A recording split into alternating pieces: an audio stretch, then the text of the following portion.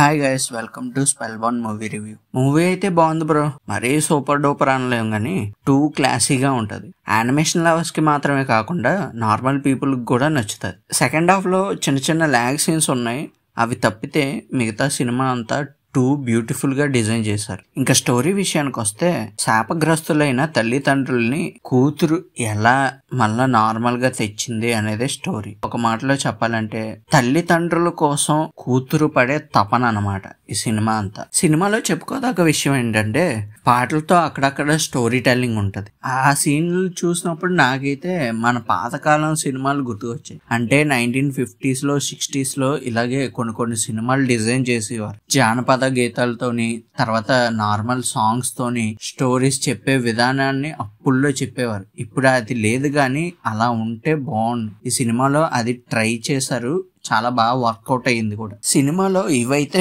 Main highlight గా నిలుస్తుంది. అంతేకాకుండా ఎలియన్ చేసే అడ్వెంచర్ కూడా మనకి చాలా నచ్చుతుంది. ఇందులో ఇంకోటి ఏంటంటే యుగానికి ఒకడు సినిమాలో ఉన్న ఒక సీన్ తీసుకొని ఇందులో పెట్టారు అన్నమాట. చాలా బాగుంటది అక్కడ. అండ్ లాస్ట్ కి చాలా కష్టాలు పడి ఎలియన్ తన తల్లిదండ్రుల్ని శాప విముక్తుల్ని చేస్తుంది. ఇప్పుడు దాకా ఈ సినిమాని ఎవరైనా చూడకపోతే నెట్ఫ్లిక్స్ లో స్ట్రీమ్ అవుతుంది, వెళ్ళి చూసేయండి. ఒక మంచి సినిమాని చూసే అనుభూతి మీకు కలుగుతుంది. ఓకే గాయ్స్, ఇది ఇవాళ వీడియో. ఈ వీడియో కనుక మీకు నచ్చినట్టయితే లైక్ చేయండి, షేర్ చేయండి, సబ్స్క్రైబ్ చేసుకోండి. నచ్చితేనే, నచ్చకపోతే మాత్రం వద్దు.